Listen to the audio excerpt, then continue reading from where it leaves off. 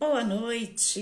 Estamos começando mais um bate-papo legal aqui pelo canal TP Fest, hoje através do Viva Mais Saudável, com a entrevista com a nutricionista doutora Larissa Faiber. E hoje o tema é alimentação no combate das inflamações renais. Uma boa noite a todos vocês, sejam todos muito bem-vindos. Para quem quiser enviar a sua pergunta sobre inflamações renais, pode estar enviando na live que a gente faz no decorrer da entrevista, quando entrarmos na parte dos internautas, ok? Mas pode estar enviando as suas perguntas na live que fazemos para a doutora Larissa Faiber. Hoje o tema é alimentação no combate das inflamações renais. Estamos aguardando a doutora Larissa Faiber entrar para darmos início à entrevista. Sejam todos muito bem-vindos aqui no canal TP Fest, com transmissão ao vivo. Uma boa noite a todos vocês. Hoje, entrevista pelo Viva Mais Saudável, iniciando o programa Bate-Papo Legal, aqui pelos estúdios TP Fest. Sejam todos muito bem-vindos. Estamos aguardando a doutora Larissa Faiber entrar para darmos início à entrevista. Hoje a entrevista é com a nutricionista sobre alimentação no combate das inflamações renais. Então, se você quiser enviar a sua pergunta relacionada ao tema, pode estar enviando a sua pergunta, que no decorrer da entrevista nós faremos para a doutora Larissa sobre a sua pergunta. Então, você pode deixar a sua pergunta aqui na live, que quando a gente entrar no quadro das perguntas dos internautas, a gente faz a pergunta para a doutora Larissa Faiber. Estamos aguardando aqui a entrada dela. Uma boa noite a todos vocês, sejam todos muito bem-vindos. Lembrando que estamos ao vivo pelos estúdios TP Fest e com transmissão também pelo canal TP Fest. Hoje com mais um programa Bate-Papo Legal pelo Viva Mais Saudável. Uma boa noite Glamour, boa noite a Tati que está com a gente, a equipe do Viva Mais Saudável, uma boa noite Euclides, a Cida também, uma boa noite para você, boa noite a Silvério, Patrícia, uma boa noite, sejam todos muito bem-vindos. Estamos aqui aguardando, a equipe do Viva Mais Saudável está dizendo que já ela já está entrando, então uma boa noite, né? Sejam todos muito bem-vindos, estamos aguardando aqui no combate das inflamações renais. Então você pode deixar a sua pergunta aí, a gente faz no decorrer da entrevista, ok? Uma boa noite, doutora, Olá, seja bem-vinda. boa noite, tudo bem? Tudo bem? Seja bem-vinda no programa Bate-Papo Legal, e eu gostaria que a doutora se apresentasse para quem não lhe conhece. Sim. Primeiramente, boa noite, obrigada pela presença de todos. Eu sou a nutricionista Larissa Faiber, sou aqui de Florianópolis, Santa Catarina, e eu trabalho com nutrição clínica funcional, nutrição ortomolecular, fitoterapia e sou especialista em nefrologia. E o tema hoje da nossa entrevista é sobre saúde dos rins, né? Sim. E eu pergunto, então, já como desinflamar os rins através da alimentação, doutora?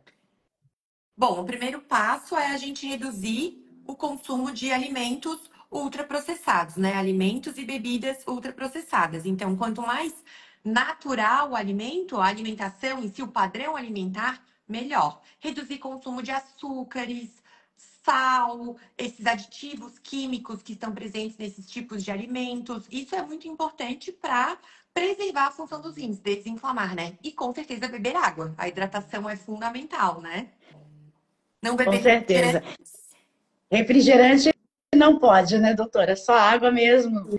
E água de coco também é muito bom para hidratar também, né? Água de coco também. Água de coco natural, né? Ou uma água de coco integral, que eu costumo recomendar, que é uma água de coco que não vai vir com adição de açúcar, nem adição de conservantes, que também podem ser prejudiciais.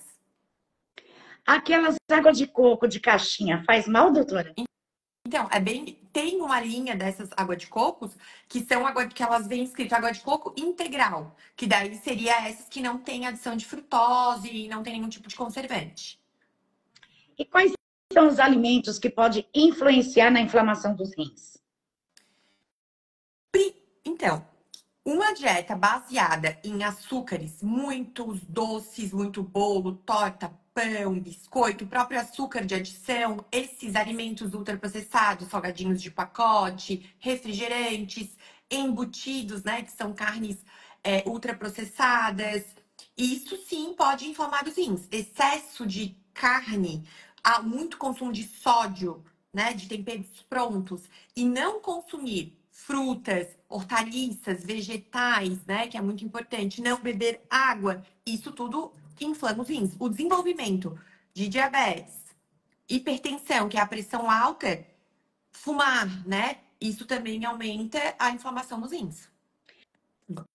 E a saúde Obesidade, metabólica, sobrepeso. ela diferencia, né, da idade, né? Tanto a criança quanto o idoso, a fase adulta. Nesses casos, existe um padrão alimentar que nós devemos adotar para ter uma saúde boa dos rins? Primeiro ponto é ter uma alimentação saudável. Quando a gente fala em alimentação saudável, é ter um consumo diário de hortaliças, de vegetais, de frutas. Isso é muito importante, né? Consumir grãos, então feijão, arroz, esses alimentos que são alimentos naturais, né? Isso, tendo um padrão alimentar saudável, praticando exercícios físicos, bebendo água, né? Não tem um não existe, não é um, como é que eu posso dizer? Não tem um segredo, né? É a gente ter um hábito saudável, comer alimentos que a nossa avó comia, vamos dizer assim, alimentos que quando tu vai na feira, tu encontra. Agora, se tu vai no supermercado, tu acaba tendo uma gama de alimentos ultraprocessados. E isso é prejudicial. Isso não pode fazer parte do padrão alimentar, né? Então, é consumindo alimentos naturais. Evitar de comer muito tarde da noite. Isso também é importante. Ajustar o horário do jantar. Fundamental. Frutas também é importante? Frutas? Isso. Sim, com certeza. Frutas sim. E pensando no ácido cítrico do limão, a laranja, eles também têm benefícios para os rins, porque ajuda a alcalinizar. Muito bom. E é possível tratar um rim danificado através da alimentação? Sim, é o que a gente faz no tratamento conservador da doença renal crônica, né? A base do tratamento conservador é a alimentação, é a nutrição, né? Então, nesse caso, quando já existe um estágio de perda de função renal, o principal a ser feito é o controle de proteínas. Isso é bem importante. Normalmente a gente faz uma dieta restrita em proteínas, controla sódio. Se a pessoa tem diabetes, precisa controlar o diabetes também, e daí não consumir açúcar, né? A fazer exercícios físicos, adequar a hidratação. Alguns suplementos também podem ser bem-vindos, né? Isso tudo a gente faz uma avaliação individualizada, mas com certeza a alimentação é fundamental para preservar a função dos rins. E as pessoas que têm cálculos renais, nós temos várias pessoas que acabam surgindo aqueles cálculos ou cistos, né, pequenininhos. Eles devem evitar o sódio, mas eles têm que acrescentar algo na dieta, de uma maneira geral, que seria importante. É, cistos é diferente de cálculo, né? Então, a litíase renal, que é o cálculo que são as pedras nos rins, normalmente pode estar associado com excesso de sódio, sim, na alimentação, uma dieta ácida, que a gente chama de alto potencial de carga ácida renal, que é exatamente muito açúcar, muita farinha, muita carne e sem legumes, sem vegetais, sem frutas, né? Isso acidifica e essa acidez favorece com que tenha precipitação de cristais também, né? De formar esses cálculos. E principalmente beber água. A água é muito importante, hidratação. Refrigerante também favorece com que tenha mais formação de cálculo. Muito sódio, seja um sal de adição ou um sal que está presente nesses alimentos ultraprocessados, isso também vai favorecer a formação de cálculo renal, né? E o limão, como eu tinha comentado pelo ácido cítrico, o limão é um alimento que ajuda a prevenir a formação de novos cálculos renais, associado a uma boa hidratação e a uma dieta mais alcalina, né? Que é essa presença de frutas, hortaliças. Carambola é um alimento que pode aumentar o risco também de formar cálculo renal, que tem que ter uma atenção. E aí, os cistos Normalmente, esses cistos, eles podem... existe uma doença renal genética, que é a doença policística, né? Os rins policísticos. Daí, assim, é uma outra abordagem que a gente faz, mas nesses casos também o sódio é muito importante de ser controlado, e aí uma hidratação vigorosa. Normalmente, esses pacientes, eles precisam beber de 4 a 5 litros de água ao dia, né? Existem diversas doenças renais. A gente pode dizer que a maioria delas surge devido a uma má alimentação? Se a gente for pensar que a principal causa de doença renal crônica é diabetes, hipertensão e também obesidade, com certeza, porque são uma das principais, a alimentação acaba sendo uma causa de diabetes, de hipertensão, né, de excesso de peso, então sim, pode contribuir. Existe, como eu comentei, a questão da doença renal policística é genética e ela é monogênica, então um único gene alterado é capaz de expressar essa doença. Então, nesse caso, não é a alimentação que está ligada ali, né? Como existe a nefropatia por IgA também, que é uma questão genética, mas tirando esses casos mais específicos, com certeza é o estilo de vida que está causando a doença renal. E a nefrite, ela pode ser tanto aguda quanto crônica, mas a dieta adotada para ambas são iguais ou existe diferenças? A nefrite seria a inflamação do néfron ali, né? Que é a unidade funcional dos rins. Existe a nefrite lúpica, que é quando tem relação com o lúpus mesmo, né? Que daí é autoimune. Mas, de uma maneira geral, abordando essa questão da nefrite em si, pode ter relação com algum outro processo inflamatório que não necessariamente seja específico da alimentação. Mas às vezes, por exemplo, um paciente que é celíaco e não sabe, que tem um grau de sensibilidade ao glúten, pode desenvolver outras alterações autoimunes, né? Quando a gente tem um leaky gut, que se fala muito, que é um intestino permeável, uma síndrome do intestino permeável, o intestino ele é um órgão imunológico, ele não é um órgão só de absorção de nutrientes, de gestão. Então, alterações intestinais também podem causar alterações autoimunes sistêmicas, né? E aí poderia ser uma causa associada.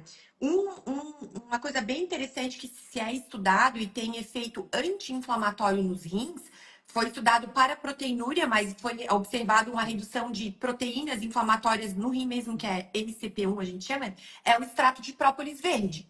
Então, o extrato de própolis verde, ele é um fitoterápico nacional mesmo, que tem um potencial efeito em reduzir a inflamação nos rins. E hoje a gente já tem, inclusive, própolis, nanoprópolis verde, que é uma nanotecnologia que permite uma absorção melhor desse própolis, dessa aterpelina C, né? Que é o que tem princípio ativo do própolis verde, que é do alecrim do campo. Bem bom. E é possível a gente descobrir se os nossos rins estão funcionando bem e quando é necessário ficarmos atentos. Sempre através de exames, né? Normalmente, a gente fala muito que a doença renal crônica ela é silenciosa e muitas vezes não traz nenhum tipo de sintoma. A pessoa só vai ter sintomas quando ela está num estágio muito final ali, né? Um estágio muito avançado. Normalmente aí pode cursar com edema, às vezes não, perde um pouco a capacidade de urinar, a pressão fica muito alta, mas é recomendado fazer periodicamente exames que também avaliem a função renal. O mais conhecido e o mais divulgado hoje, até a campanha da Sociedade Brasileira de Nefrologia esse ano, foi sobre dosar a sua creatinina, né? Então, a creatinina, ela é um indicador indireto, a gente pode dizer assim, porque ela também sofre influência de outros fatores, como o próprio estado nutricional, a massa muscular, né? Mas a creatinina, ela também, de uma maneira indireta, vai avaliar a função renal. Creatinina, ureia, hoje a gente estuda muito e é um marcador muito mais específico e sensível para a função renal, que é a cistatina C. Então, ela também entra junto com a creatinina, a dosagem delas juntas entra num cálculo, numa equação para estimar a taxa de filtração glomerular, né? Que é uma forma de avaliar a função renal. Proteína na urina também é importante. A gente avalia pela parcial de urina convencional, vem uma proteinúria, ou a gente pode pedir microalbuminúria, que já é o mais sensível e mais precoce, né? Então, quando ainda não tem proteína na urina, mas essa lesão do glomérulo tá presente, pode ser perdas de proteínas micro, né? Que daí é avaliada nessa microalbuminúria. E a gente entra no quadro mito ou verdade, e a gente tem aqui o mito ou verdade, que a dieta com proteína piora a função renal em uma pessoa com os rins sadios? Então, não, né? Então, assim, se a pessoa é saudável, ela não tem doença renal crônica, a proteína, ela não vai causar lesão nos rins. Exceto se essa pessoa estiver consumindo uma dieta extremamente excessiva em proteína, né? Uma dieta muito ácida, onde consome só proteína, não consome legumes, não consome vegetais, onde ela não tem uma capacidade digestiva suficiente, né? Então, eficiente, aí sim a gente pode ter sobrecarga renal, né? Mas uma dieta adequada com proteínas que sejam que atendam à necessidade daquela pessoa, isso não gera lesão dos rins, né? A proteína, ela não é nefrotóxica. Ela só precisa ser metabolizada no fígado e excretada através dos rins. Daí, quando existe já uma doença renal crônica, a gente precisa reduzir a proteína para preservar essa função renal. Senão, ela gera uma hiperfiltração excessiva e gera uma glomerulosclerose também, né? E o próximo mito ou verdade, que alimentos com vitamina C devem ser evitados por pacientes que estão com os rins inflamados? Isso é mito também. Porque o que acontece? A vitamina C, o metabólito da vitamina C, quando a gente faz esse metabolismo, é o ácido oxálico, o oxalato. E esse oxalato, em excesso, né, ele pode aumentar o risco de formar cálculos renais. Mas os alimentos fontes de vitamina C, como as frutas, por exemplo, elas não vão inflamar os rins. Isso é mito, né? O único cuidado que a gente tem que ter, na verdade, não é nem com os alimentos fontes de vitamina C. Seriam em pacientes que formam muito cálculo renal. Altas doses de vitamina C suplementada pode aumentar o risco de formar mais cálculos por conta desse aumento do oxalato.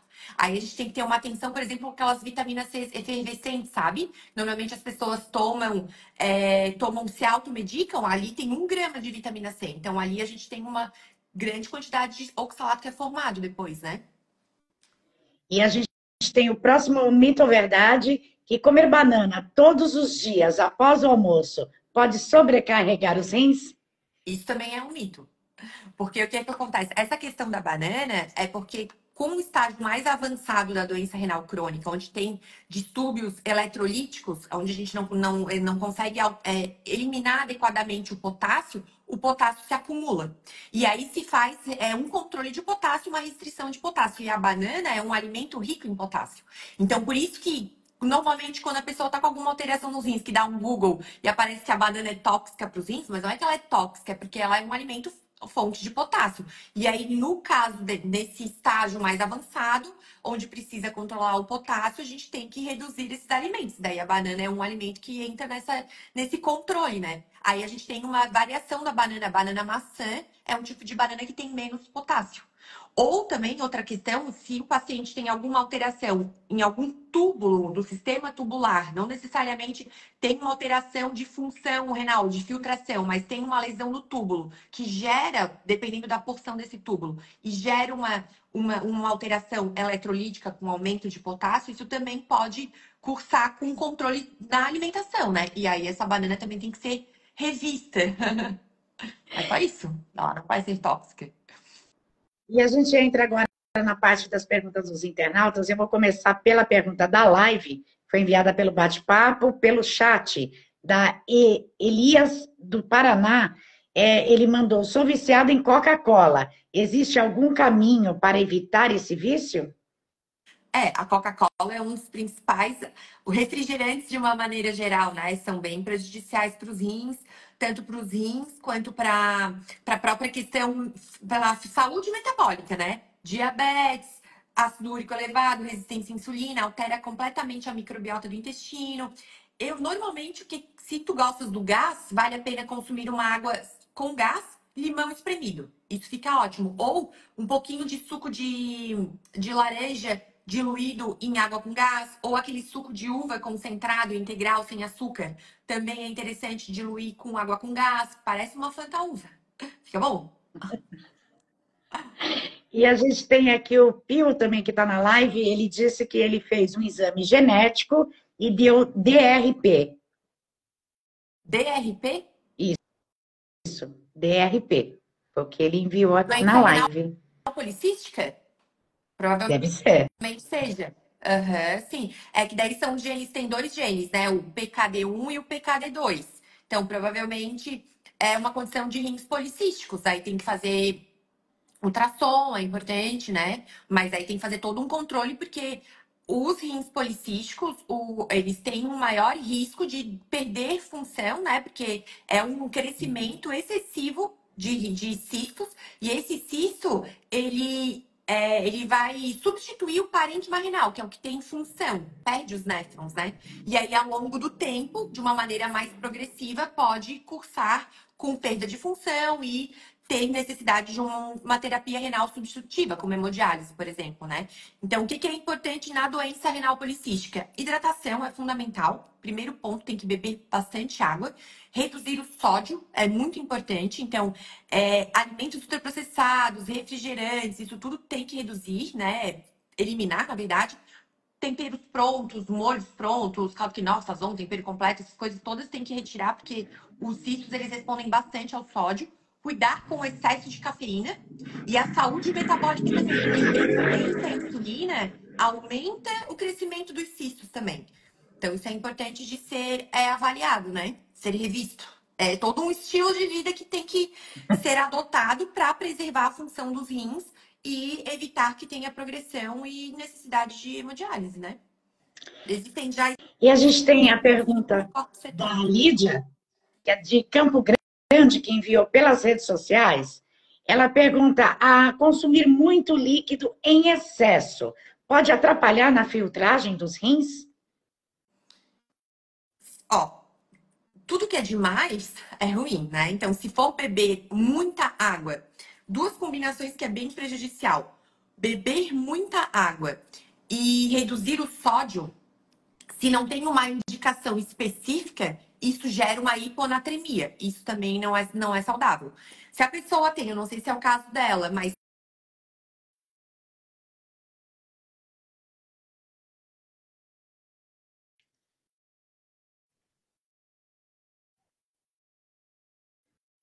a gente calcula, né? Quando não existe nenhuma dessas comorbidades, 35 ml de água por quilo corporal. Então, por exemplo, se você tem 60 quilos, multiplica o peso atual por 35 e tu vai saber a quantidade de água que tu precisa beber todos os dias. Aí, se Isso não vai passar dar excesso, daquilo, já obviamente. é prejudicial, né, doutora? Oi? Se passar, né, da cotagem de água que tem que tomar por dia, já fica prejudicial à saúde, né? Se beber além, em excesso, principalmente no caso em estágios mais avançados, quando está em hemodiálise, onde perde a capacidade de urinar, que a gente chama os pacientes anúricos, aí a gente também tem um controle de líquidos, né? Mas se ela é saudável, pode beber água, deve, né? O que tem que cuidar é realmente o excesso. Não tem, por exemplo, 60 quilos, não tem necessidade de beber 5 litros de água, por exemplo, né? É desnecessário. E o Pio, ele perguntou aqui como funciona a sua consulta, doutora. Eu trabalho atendimento presencial em Florianópolis e atendimento online também no mundo inteiro. Eu tenho pacientes fora do Brasil também, então a gente consegue fazer esse atendimento super, bem tranquilo, né? E a gente tem a pergunta enviada pelas redes sociais da Beatriz de São Paulo. Ela enviou: através de uma alimentação saudável, adotada já na adolescência, é possível evitar as doenças renais na velhice? Com certeza. Com certeza. É a saúde metabólica que a gente falou no início, né? Então, ter uma alimentação saudável, adequada para a sua necessidade, sem excessos, né? Isso com certeza vai prevenir diabetes, vai prevenir doenças cardiovasculares, hipertensão, que são as principais causas, vai manter o peso adequado também. Então, isso com certeza vai vai preservar a função dos rins e manter eles saudáveis na terceira idade também, né? E a gente tem a Maria Eduarda aqui na live, está dizendo que é a melhor Nutri de Ah, Floripa. linda, obrigada. E eu tenho a pergunta aqui de Florianópolis, do Carlos Alberto. Ele pergunta: quem tem diabetes tipo 2 e colesterol e pressão alta, já em tratamento, ele quer saber se faz parte do grupo de risco para desenvolver doenças renais. Sim, ter diabetes, ter hipertensão, ter hipercolesterolemia são fatores que sim, que podem sobrecarregar a função renal. Mas se já está em tratamento, está bem controlado, tem um estilo de vida saudável, mudanças na alimentação, porque muitas vezes os medicamentos eles são indicados por conta de uma alimentação que está equivocada, né? Normalmente eu trabalho bastante com pacientes diabéticos, então às vezes eles vêm plurimedicados, mas por quê? Porque a alimentação está muito errada e muitas vezes é a alimentação que está causando todos esses distúrbios, né? E a gente vai adequando a dieta e aí passa com o médico. Obviamente, eu sou nutricionista, então eu não prescrevo medicamentos alopáticos e também não desprescrevo, mas em conjunto com o médico, e ele percebe que as doses estão mais altas, então precisa fazer desmame. E aí vai reduzindo os medicamentos. Isso com certeza. E a gente tem a pergunta da Mônica, que é de Londrina. Ela enviou: minha sogra faz tratamento de insuficiência renal, mas não segue corretamente a dieta alimentar. Eu gostaria de saber os riscos que ela está correndo. Então, provavelmente ela está no tratamento conservador, né? Que é como comentei, é a base para preservar a função dos rins.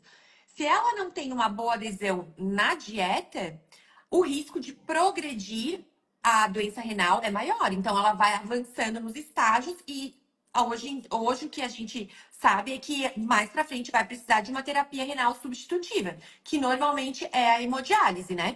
Ou hemodiálise, existe também a modalidade da diálise peritoneal e também o transplante renal. E a gente tem a pergunta do Lucas, que é de Goiânia. Ele enviou: a falta de exercícios físicos pode prejudicar a saúde renal? Pode, porque o exercício, ele é muito importante para estimular o músculo. O músculo, ele é um órgão, né? Ele não é só estética. E o músculo, ele é importante para sinalização metabólica. Quando a gente tem músculos saudáveis, a gente previne o diabetes, a gente pode dizer assim, né? E é uma forma também de controlar o peso. Então, o sedentarismo faz parte aí, também representa um dos fatores de risco para aumentar a doença renal crônica, né? Num contexto metabólico. Isso com certeza. O ser humano ele não foi feito para ficar parado, né? A gente tem um corpo, músculo, a gente precisa de movimento. Isso é importante para a saúde física, metabólica, saúde mental também, né? E quanto mais se estuda, sabe que todos os órgãos eles liberam exercinas cada um órgão específico, mas são liberados em resposta ao exercício, né? Então, treinar, independente da modalidade que seja, é muito importante. Até porque, através do exercício físico, a gente consegue estimular mitocôndrias, né? E as mitocôndrias são as unidades que hoje são organelas que estão em praticamente todas as nossas células, exceto a gordura branca que a gente fala, né? Mas essa mitocôndria, ela tem que estar saudável para a gente conseguir produzir energia a partir de gorduras e a partir de carboidratos também. Então, quando a gente fala em diabetes, que é um dos principais fatores de risco para a doença renal crônica, começa com resistência à insulina, que começa com um prejuízo na oxidação da glicose na mitocôndria. E aí é um gatilho de inflamação também. Né? Então, com certeza, o exercício físico ser sedentário aumenta o risco de desenvolver todos os tipos de doenças possíveis. E a gente tem a Luziana na live, tá mandando que a melhor Nutri também tá aqui. Linda! Obrigada, tá sumida, inclusive, para ela, tem que aparecer. E a gente tem a pergunta da Marlene, de Minas Gerais. A Marlene pergunta se as pessoas com algum tipo de cardiopatia devem ficar atenta aos rins? Ah, sim. Uhum. Sim, porque pode cursar com falta de perfusão nos rins, né? Falta de oxigênio nos rins por conta dessa alteração cardíaca. Existem diversos tipos de alterações, né? Mas quando a gente tem esse prejuízo na circulação, nessa perfusão dos rins, chegada de oxigênio, de nutrientes, que a gente chama de hipoperfusão, hipóxia ou uma isquemia, isso gera prejuízo na função renal, sim.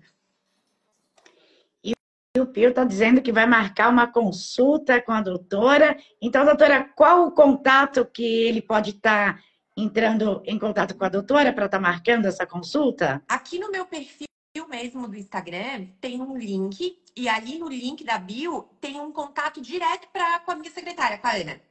Não sei se ela tá por aqui, mas aí tu vai falar direto com ela. E aí a gente já consegue agendar, seja consulta presencial ou consulta online. E aí também depois tem os meus contatos, que eu sou bem acessível para os meus pacientes, para estar fazendo todo o acompanhamento, toda a assistência e todo o esclarecimento de dúvidas também. E o arroba do Instagram, qual é, doutora? É Lari Faber Nutri. Se fala Fiber, mas escreve Faber. Eu vou botar aqui para vocês. Aqui, ó. Fica melhor colocar, porque aí o pessoal já vai seguindo, o pessoal que está na live aí, já pode estar seguindo aí a doutora aí e fazer aí, marcar a sua consulta também. É sempre bom cuidar da saúde dos rins. Com certeza. E, doutora, a gente tem a pergunta da Maria da Glória, que é de Florianópolis. Ela perguntou quais especiarias podem ser usadas para substituir o sal no preparo dos alimentos. Ai, ótima pergunta. Eu gosto muito do alho, né? Sou fã do alho. Acho que o alho, ele é muito saboroso, muito acessível e ele tem diversos benefícios, né? Então, o alho, uma pastinha de alho com azeite, por exemplo, que faz uma pasta bem concentrada, fica muito bom. Dá para usar noz moscada, cúrcuma. A cúrcuma ou açafrão da terra é um tempero extremamente anti-inflamatório, tem diversos benefícios para os rins também. Então, é um alimento uma especiaria, um tempero super bacana de estar incluindo. O gengibre também, ele é ótimo e ele dá mais sabor, assim, dá uma certa picância, vamos dizer assim, né, para substituir. Orégano, alecrim. O alecrim também é digestivo, é ótimo. O orégano é extremamente antifúngico, também é muito bom para microbiota do intestino. O manjericão, para quem gosta de molho pesto, manjericão, azeite e alho batido, dá para botar uma castanha junto também, fica maravilhoso, substitui também sal. Porque a ideia é o seguinte, não é que você precisa excluir completamente o sal da alimentação, né? Dá para usar o sal. A ideia é reduzir a quantidade, eliminar os temperos prontos, ultraprocessados, e aí usar o sal para realçar o sabor e não para dar sabor, né? Porque a gente pode consumir o sal de cozinha, que é o cloreto de sódio, 5 gramas de sal, ele atende a necessidade diária de 2,400 miligramas de sódio, né? Então, essa seria uma quantidade do sal em si para estar utilizando, para quem não tem nenhum tipo de doença crônica, não faz restrição, controle de sódio, né? Aquele sal do Himalaia, ele também é bom ou não? Ele tem o mesmo teor? Também é bom, ele tem menos sódio, né? Aí entra a questão de usar um sal integral, que é um sal iodado não refinado. Aí entra o sal rosa do Himalaia, tem o próprio sal grosso de churrasco também, que dá para, inclusive, fazer um sal de ervas, bater ele com bastante dessas especiarias desidratadas. Eu gosto muito do alecrim, orégano, tomilho, o alho desidratado, não o alho frito, cúrcuma e noz moscada. Se gosta de mostarda, aquelas sementinhas de mostarda também, processa tudo juntos, fica um tempero muito bom. Tem flor de sal também que dá para usar, que daí são esses sal um pouco mais gourmets, né? Mas são sal todos que não são refinados. E eu tenho uma pergunta aqui na caixinha que a Márcia mandou. Ela pergunta se a alimentação enlatada é prejudicial à saúde, principalmente aquelas que são dadas para as crianças nas escolas. Os alimentos enlatados, de uma maneira geral, eles vão ter um pouco mais de sódio, né? E isso é uma questão que tem que ter um cuidado. E a lata em si, ela pode aumentar a liberação ou ser uma fonte de contaminação de alumínio.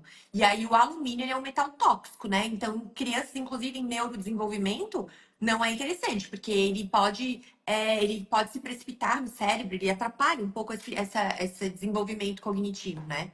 Então, isso é importante de evitar, não ter na rotina, sabe? Não tem no hábito alimentar alimentos enlatados.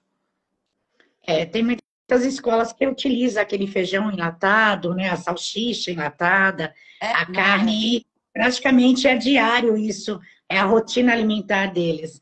Então, isso com o desenvolvimento já para a adolescência, isso pode vir a Isso desenvolver, então, problemas não nos é rins. interessante. Não, sei não.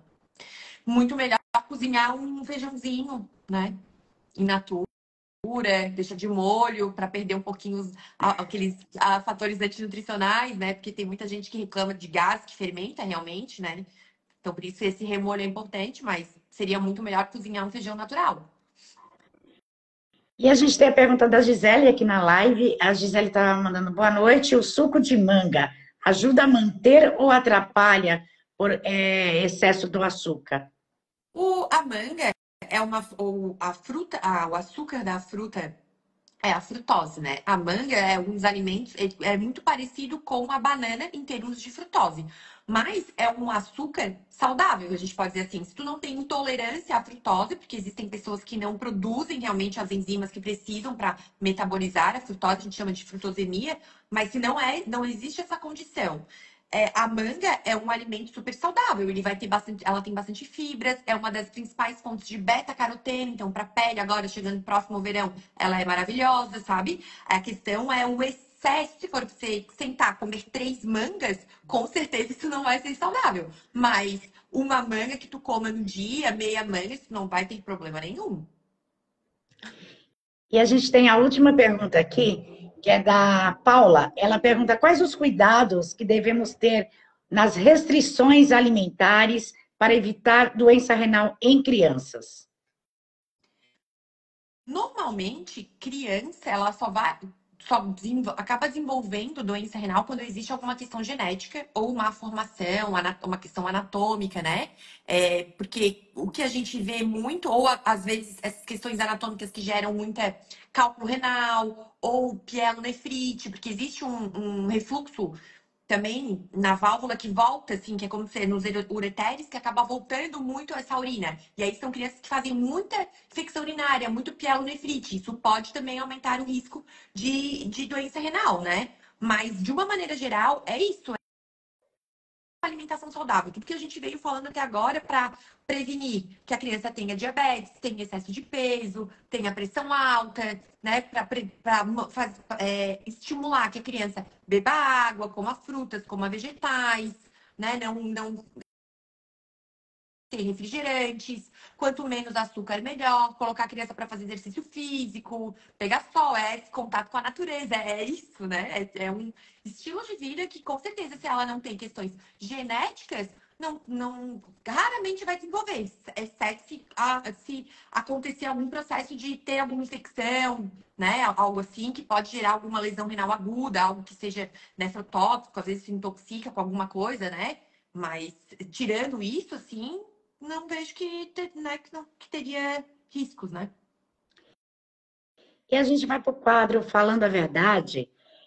Qual a importância, doutora, de ser realizadas campanhas de conscientização relacionada à saúde dos rins? Porque a gente tem poucas campanhas que são divulgadas.